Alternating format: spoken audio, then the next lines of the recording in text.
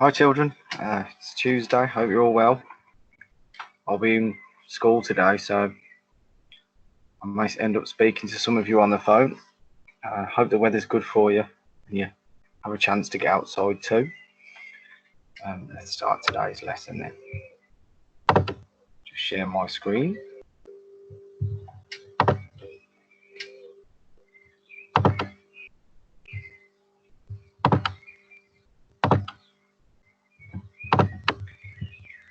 Okay, so today we're going to be using some APE questions.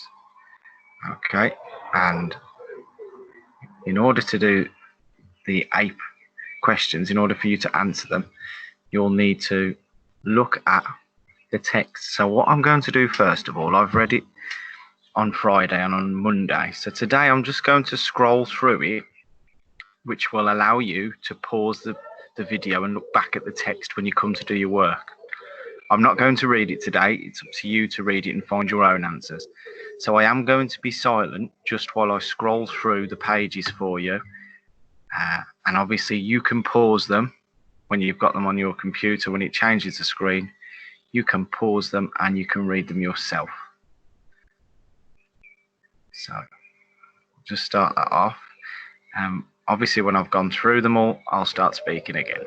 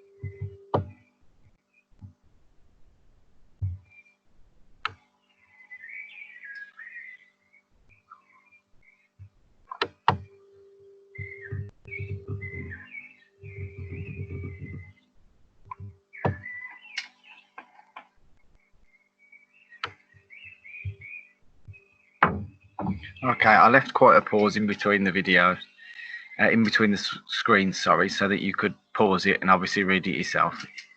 There's a pigeon in the background possibly, but you won't hear him if it's paused because I'm recording this outside. So, like I said, today you're going to be proving some questions using APE.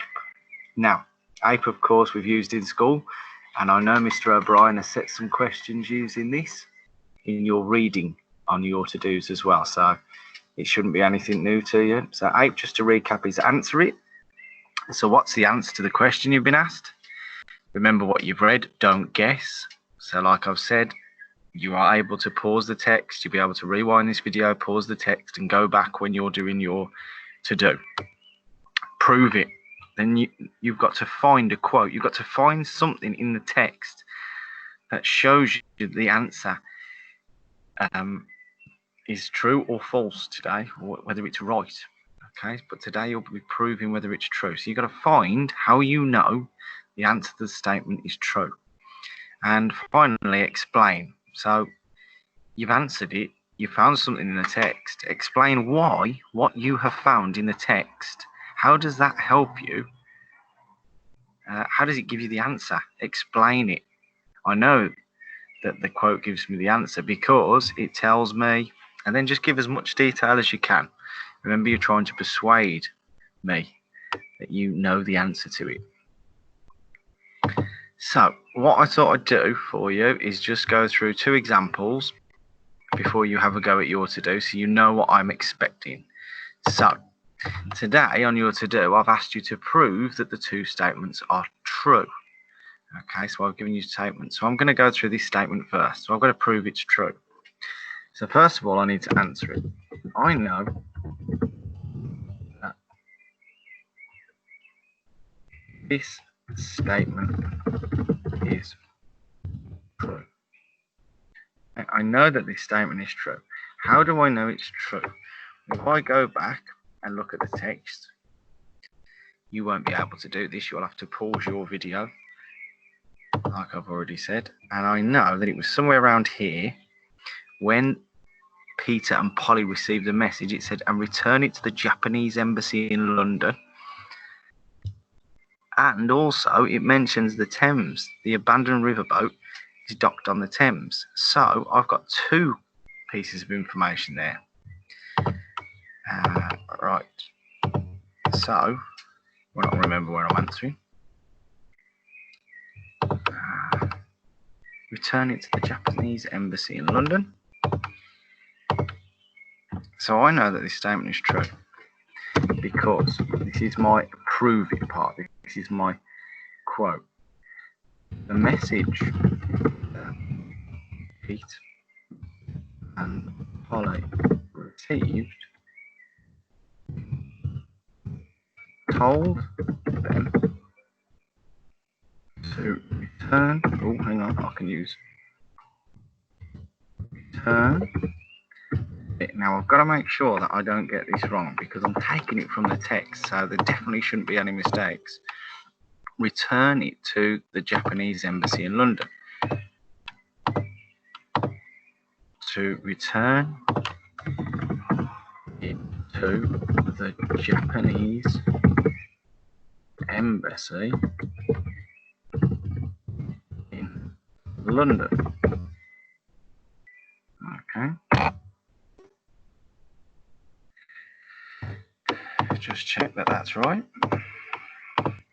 Return it to the Japanese embassy in London. There we go. Now I also found, sorry, that shouldn't be a capital. I also found another quote, didn't I? Furthermore,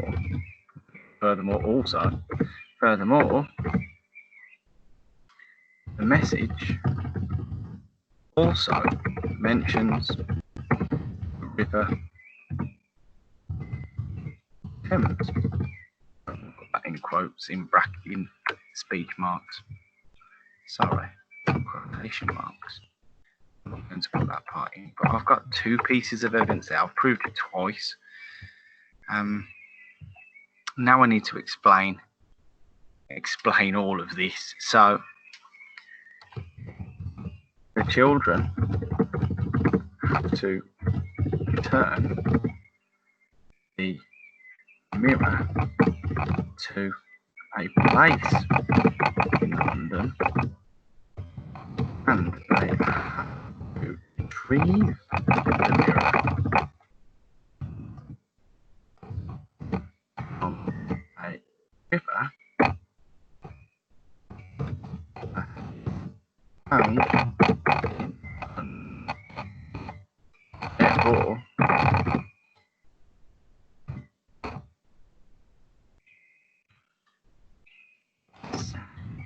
the story is said. I could put here, I know. Now let's just read that. So I had to prove that this was true. Story set in London. I know that this statement is true because the message that Pete and Polly received told them to return it to the Japanese embassy in London. Furthermore, the message also mentions the River Thames.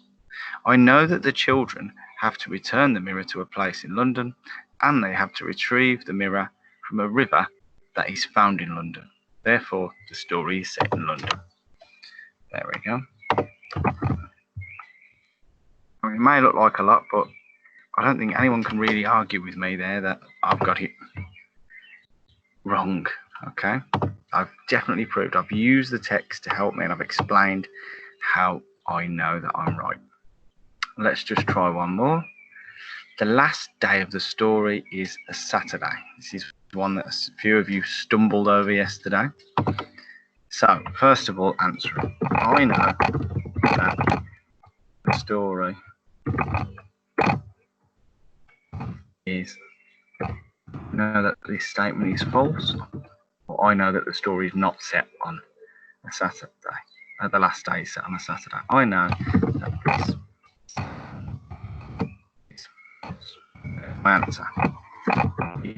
Now I'm starting to prove it. I know that this statement is false because, remember, I have to use the text. What does it say in the text? Keep coming back to the text. Here's the last day.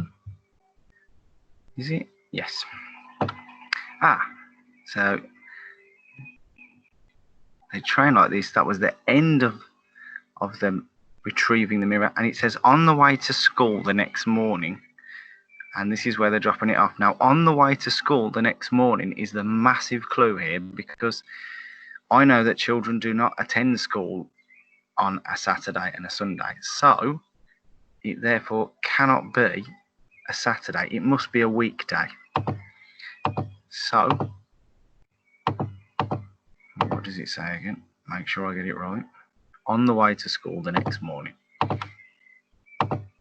I know that this statement is false because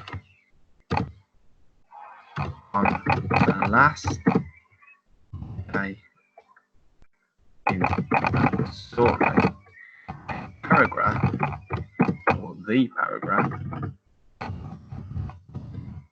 starts with on the way to school.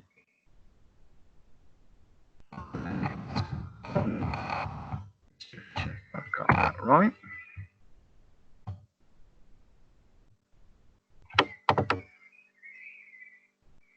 Yeah, on the way to school the next morning.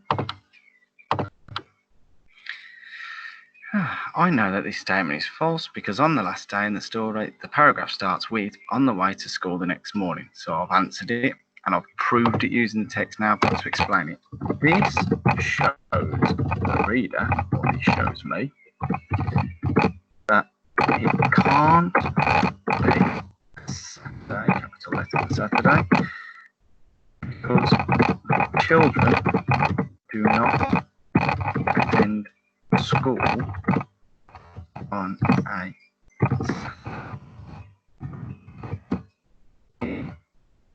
England. Okay, so I've answered it, I've proved it, and then I've explained my proof. Okay, my proof was on the way to school the next morning, and this shows the reader that it can't be a Saturday because children do not attend school on a Saturday in England. So, hopefully, you know what to do now.